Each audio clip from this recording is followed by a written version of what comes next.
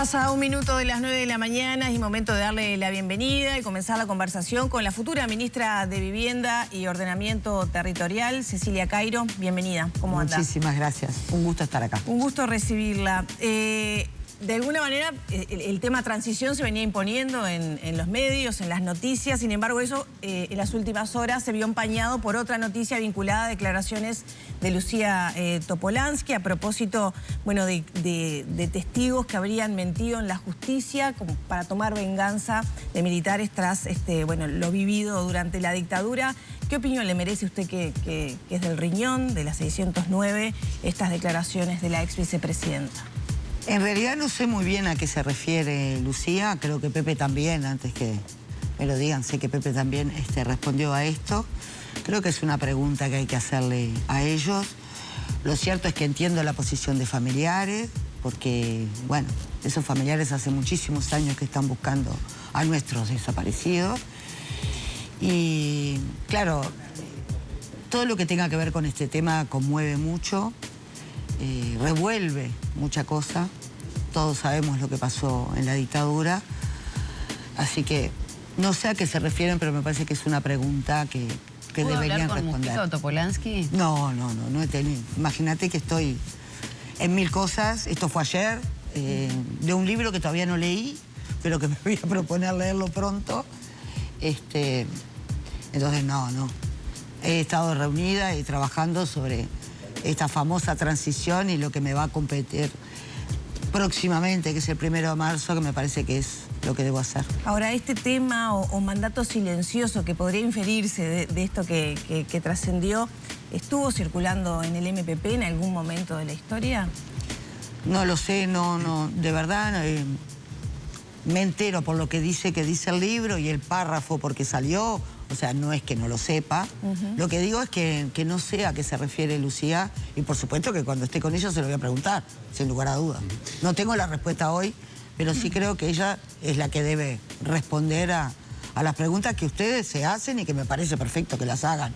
No es que me parezca que esté fuera de lugar, porque es un tema muy sensible de nuestro Uruguay, ¿no? Sin lugar a dudas. Bueno, Cairo, ¿ya se juntó con Lozano o todavía no? No, porque la decisión que hemos tomado y que ha tomado el presidente electo es recibir toda la información en transición, que también lo resolvió el presidente Lacalle Pou, de recibir toda la información en transición Pacha Sánchez y Jorge Díaz, y a partir de ahí ir viendo nosotros cada uno de las carteras y a partir de ahí sí reunirnos con el ministro, con el que hablé, porque me llamó por teléfono, estuvimos charlando, y le dije que esperando esa información, leerla, poder saber qué cosas tengo que preguntar, ¿verdad? Porque si no también uno va a una reunión donde no va a poder sacar conclusiones. Y lo importante es que sea fructífera. Y reunirnos enseguida después para... ¿Cuáles son las principales inquietudes que tiene en función de lo que sabe del Ministerio de Vivienda? Y bueno, el plan Avanzar para mí es muy importante. Imagine que es un tema que yo he trabajado toda mi vida. Entonces ver de esos 480 millones cuánto han estado destinados, cuánto se ha gastado, cuántas licitaciones están en curso, cuántas están en obra, cuántas van a comenzar, es algo que a mí me importa mucho y estoy esperando tener esa información. Y a su vez, cooperativas, préstamos ya acordados, cuántos están escriturados, cuántos faltan para escriturar, cuántos están para ir al sorteo, es decir, información que tiene que ver con lo que va a pasar después cuando tome la cartera. Cairo, teniendo en cuenta que, usted lo decía recién, faltan insumos, falta el conocimiento respecto a la cantidad de asentamientos que hay en nuestro país, pero recién planteado, por ejemplo, el plan Avanzar, que mucho tiene que ver con esto. ¿En qué medida se piensa avanzar en este gobierno, en este próximo gobierno? Más allá que se debe conocer presupuesto y mucho más, pero ¿hay zonas y lugares específicos del país que se pretende atacar rápidamente? Y mira, yo digo que los que están en el plan Avanzar ya tienen una respuesta. Es decir, de los asentamientos que son los elegidos por este gobierno, van a tener una respuesta inmediata porque ya está presupuestado. Lo mismo nos pasó a nosotros con algunos que ahora están inaugurando este gobierno porque los procesos de regularización son muy largos y nos va a pasar a nosotros de inaugurar cosas que hizo este gobierno, ¿es así? Entonces, después que tengamos todo eso, vamos a saber cuáles quedan por fuera, que son muchos. No porque este gobierno haya querido cumplir o no, es porque tenemos demasiados asentamientos. Lo cierto es también que el censo, hay un 15,5% según la diaria que no fue censado en los asentamientos, es un problema para saber exactamente la población que existe. Y bueno, esos asentamientos que no tienen respuesta, vamos a tener que trabajar en el mientras tanto, que tiene que ver más sobre, bueno, una vivienda que no tiene baño, cómo lo podemos resolver, por más que el tiempo de la mejora definitiva sea más largo. Es decir, lo transitorio va a tener una importancia y en esto sí, va a depender de los recursos que tengamos, cuánto más lejos podamos ir, que en la próxima entrevista que tenga con ustedes, espero tener toda esa información y contarles un poquito más qué estamos pensando como equipo. Más a largo plazo, tal vez, Cairo, ¿qué piensa hacer con la ley de vivienda promovida? Para muchos benefició a inversores. Es cierto que dinamizó la industria de la construcción, pero también dicen que, bueno, no facilitó el acceso a la gente de menos recursos a una casa. ¿Usted tiene esa visión? Para empezar, ¿tiene esa visión? Sí. ¿Y qué se va a hacer? Yo digo que esa ley que tú me planteás es la ley de vivienda de interés social, mal llamada de interés social. Por eso una de las cosas que hicimos en el periodo pasado es llamarla viviendas promovidas, porque en realidad es un privado que hace la inversión, que tiene exoneraciones para poder hacer esas viviendas del Ministerio de Economía y que en realidad construye, que permite, como tú bien decís, dinamizar la construcción. ¿Cuál es el problema que tenemos? Que esas viviendas, el costo de esa vivienda en el mercado, no están hechas para la clase media uruguaya que pudiera acceder. Entonces muchas veces son viviendas que inversionistas compran, pero no para resolver un problema de vivienda que en un principio pensábamos que podía ayudar. Entonces, no descartamos, y por supuesto nos importa que el mercado se mueva y que la construcción tenga un peso, porque eso mueve la economía. Claramente sí. Pero lo cierto es que hay que rever y pensar en algunas normas que este gobierno sacó y que para nosotros eran muy importantes. ¿Por ejemplo? Bueno, para tener el 100% de las exoneraciones del Ministerio de Economía, por ejemplo, había un tope en el precio del alquiler que se ponía a disposición. Si tú cumplías con ese tope, en el periodo pasado, que no estoy diciendo que sea el mismo número, porque obviamente los números cambian, porque la inflación y el resto juegan, era 17.000 pesos. Hasta el 2019 tenías una exoneración completa del 100%. Okay. Si vos no lo hacías en 17.000 pesos, la exoneración iba bajando y era menor. Lo mismo era con la construcción de viviendas que hicieras en Montevideo o en el resto del país, un cupo de un 10%, el ministerio podía pedirlo para que fuera destinado a la población objetivo del ministerio, que es decir, a los trabajadores. Pero para pensar, entonces, están pensando en poner topes a los alquileres. Bueno, eso era lo que tenía y que se derogó y yo creo que había servido. Y este 10%, por ejemplo, del que te hablo, que para decirlo claro y que lo entienda todo el mundo. A ver. Por ejemplo, las torres que están en el nuevo centro, en el shopping, Sí. al ministerio ese 10% eran 56 viviendas. Lo que te puedo decir hoy, que hay 56 familias que fueron sorteadas, que viven en esos apartamentos, que son población objetivo del ministerio. Es decir, que tienen sueldo como tienen los trabajadores del país y que pudieron acceder a esas viviendas con un precio razonable. Bueno, eso para mí hay que volverlo a instaurar, porque eso permite también que otras familias entren a esas viviendas que el privado va construyendo, pero que también nos permite trabajar sobre el déficit habitacional que existe. ¿Se pretende revisar algún otro aspecto de las exoneraciones para este tipo de construcción? Y bueno, eso sí no te lo puedo adelantar porque queremos ver justamente qué es lo que ha pasado con las viviendas promovidas, en cuanto ha tenido algún impacto más que desconozco, porque en estos 5 años no estuve, hablar con el Ministerio de Economía, porque eso no solo depende del Ministerio de Vivienda, y ver si hay alguna otra propuesta innovadora, ojalá que sí, creativa, ojalá que sí, que nos permita ayudar. Cairo, ¿qué pasa con las personas en situación de calle? Son muchas durmiendo a lo largo y ancho del país, particularmente acá en la zona metropolitana, con foco en Montevideo. Más allá que es una política que tiene que ver con el Ministerio de Desarrollo Social, ¿cuál va a ser esa línea de trabajo del Ministerio de Vivienda? Mirá, yo lo que pienso para este nuevo gobierno es que más allá de las carteras que ocupemos cada uno de nosotros, somos responsables de todo lo que suceda cuando estemos ejecutando la política. Entonces, hay varios actores que tenemos que trabajar juntos. antes que el presupuesto quinquenal esté aprobado o que lo enviemos al Parlamento. Hace Ministerio de Vivienda, el MIDES, Ministerio del Interior, nos tenemos que juntar y decir, bueno, ante estas situaciones complicadas, una de ellas es, sin lugar a dudas, situación de calle, que tiene un montón de componentes, adicciones, salud mental y vivienda, ¿verdad? Todos esos componentes están juntos. Si yo a una de esas personas le doy una vivienda, no es suficiente y seguramente genera un problema. Porque vos también tenés que tener cómo sostener esa vivienda. Entonces, todo esto, que es el gran problema que tenemos con situación de calle, vamos a tener que trabajarlos juntos, destinar un presupuesto y pensar en una política focalizada a esta situación en particular. ¿Cree que es viable la posibilidad de o sea, con el mayor de los respetos, pero poder que esas personas abandonen la calle y llevarlas a vivir a algún lugar, que tengan un resguardo, que tengan un techo? Se habla de 3.000 aproximadamente. Sí. ¿Cree que es posible combatir este problema que se está teniendo? Son más de 3.000. Está más cerca de 4.500. Estoy hablando de todo el país. Y bueno, se habla de eso y vos me decís, ¿será viable? Es lo que tenemos que hacer. ¿Cómo sería esa vivienda? Es otro problema. ¿Es que sea una vivienda individual? ¿Es que logramos hacer otra? ¿Qué pasa con los refugios? Si tú lo que pretendés a las personas que viven en calle, sacarlas lejos del centro de Montevideo, que lo que muchas veces es su sustento económico, es decir, cuidan coches, trabajan cerca del lugar de donde duermen. Es una complicación porque después no pueden volver a su lugar de trabajo, donde se ganan el sustento. Bueno, hay que buscar otra forma de hacerlo y para mí tiene que existir esa posibilidad de que el trabajo, entre comillas, no lo pierdan hasta que logremos trabajar sobre la situación que es mucho más que el sustento, que tiene que ver con las adicciones y que tiene que ver con salud mental en casi todos los casos.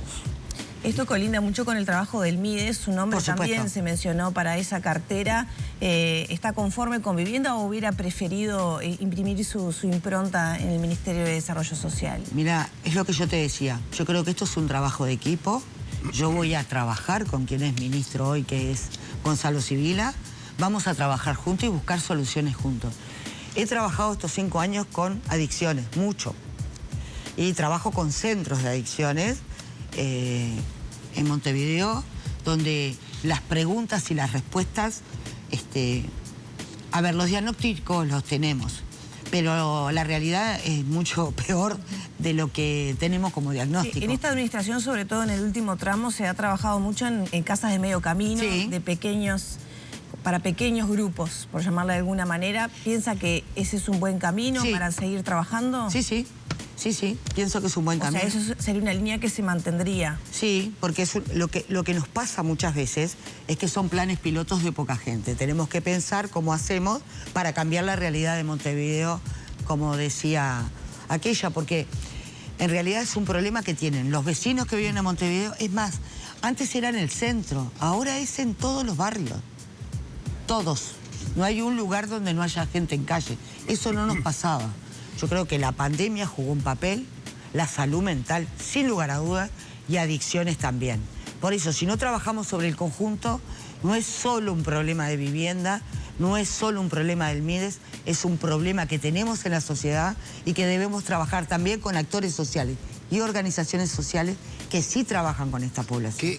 ¿Qué visión tiene la futura ministra de Vivienda de nuestro país sobre el funcionamiento del Banco Hipotecario y de la Agencia Nacional de Viviendas? Y si tiene razón de ser hoy por hoy el Banco Hipotecario cuando ha sido relativamente vaciado de clientela que ha pasado a la Agencia Nacional de Viviendas. Lo que pasa es que tratan diferentes poblaciones. ¿Es verdad? La Agencia Nacional de Vivienda es una cartera social, es decir, en el momento que se llegó el Frente Amplio al gobierno teníamos un problema gravísimo de déficit, casi que de vaciamiento del Banco Hipotecario. La decisión que se tomó era que este banco hipotecario se quedara con la cartera comercial. ¿Qué quiere decir cartera comercial? Y los que están en determinados edificios de determinado valor, una clase media para decir algo, que siguieran pagando su casa o bien habían comprado una casa en algún barrio, que eso es lo que quedó en el banco hipotecario, y toda la cartera social, que son los edificios grandes que vemos por Montevideo, sobre todo en la periferia, estuviera a cargo de la Agencia Nacional de Vivienda. Porque si no hacías eso, la mayoría de la gente tenía que ser desalojada. O sea que había que darle un sentido social a lo que íbamos a hacer. Esta cartera de la ANB, de a poco, con muchas dificultades, porque también están en barrios complicados, en Casaballe, en Cerro Norte, hay por todos lados. Esa cartera se trabaja con un sentido social, tratando de armar comisiones del edificio para que vayan pensando en el mantenimiento de esos edificios. Es todo un trabajo muchísimo más largo, pero que hoy estamos viendo los frutos en los distintos barrios. En algunos edificios no se ha logrado, pero en la mayoría sí. Y la cartera del Banco Hipotecario tiene que ver con esta cartera social. Hubo una gran discusión sobre la UR y la UI, ustedes lo saben. Eso se resolvió en este periodo de gobierno. Por lo menos se votó una ley que contempla una parte de la población. ¿Se resolvió bien o se resolvió mal? No, yo creo que se resolvió con las posibilidades que existían. Las organizaciones sociales pedían, los deudores del Banco Hipotecario, que así se llamaba, pedían resolver al que hacía muchísimos años que estaba pagando. Eso está en la ley, está contemplado. Y ahora lo que hay que pensar es cómo hacemos para que la población objetivo del Banco Hipotecario pase a ser cliente del Banco Hipotecario, dándole mejores facilidades para que eso pase. Bueno, ¿y sobre eso se puede mejorar la tasa de préstamos hipotecarios, teniendo en cuenta que hoy es bastante más alta que con todas las garantías que puede dar un banco estatal, ¿no?, para los usuarios? Pero sí es mucho más alta que el resto de los bancos en plaza, ¿no?, privados. No, es mucho más alta y el tiempo es más largo, pero no voy a entrar en esos detalles porque me parece que si no vamos a discutir sobre lo específico y no sobre lo que vos planteás. Que sea más competitivo el banco hipotecario, Claro. Me imagino que va en esa línea lo que planteaba. Exacto, con el banco privado, a eso te referís. Y que muchas veces buscan el banco privado para pedirse préstamo y no el banco hipotecario. En eso estoy de acuerdo. ¿Cómo hacemos para que ese banco pase a ser el banco por excelencia como lo fue en su momento? Como pasó con el BRO, por ejemplo, que en su momento terminó compitiendo a la par del resto de la banca privada. Exactamente. Y bueno, eso es lo que vamos a trabajar con el MEF. ¿Cómo? Porque hay que ver, viste que el banco hipotecario depende del Banco Central, es un banco. Sí. Hay cosas que nosotros vamos a tener que ver y otras que tiene que ver el Ministerio de Economía. Así que tenemos que sentar para pensar que esa población objetivo, que estamos hablando de uruguayos que ganan en promedio 70.000 pesos, ¿verdad?, para arriba, pueda tener ese acceso a la vivienda, pensando en esto de que prestan sobre el 90% y tenés que tener el ahorro del 10%. Hay gente que no puede tener ahorro por diferentes cosas, porque paga alquiler, porque tiene otras cuentas. Bueno, en esa población en particular, buscar de qué manera podemos ayudar. Bien. Eso es lo que estamos pensando. ¿El banco hipotecario va a seguir existiendo como tal? Sí, pero creo que tiene que trabajar mucho más fuertemente con el BRO. ¿Por qué digo esto? Se hablaba de una fusión, BRO. Claro, por eso era la pregunta. Algunos piensan eso. ¿Y usted? Y puede ser, porque la población objetivo del banco hipotecario son los que tienen una cuenta bancaria. Y los bancos privados hacen eso, su población. ¿Podría fortalecer el área inmobiliaria hipotecaria del país? Podría. La fusión. Hay que discutirlo. Bien. O sea, usted proclive a que haya una fusión entre el banco hipotecario y el BRO. Por lo menos que trabajen juntos, sin lugar a dudas. Ahora, de que el banco hipotecario pase a formar parte del BRO, no lo sé. Esos son procesos más largos, que hay que tomarlo con tiempo, porque también hay trabajadores que están involucrados y no quiero asustar a nadie. Pero lo que sí es cierto es que tienen que trabajar más juntos para que también el BRO pueda ofrecer el banco hipotecario como opción para la compra inmobiliaria. ¿Está dispuesto a analizar esa posibilidad?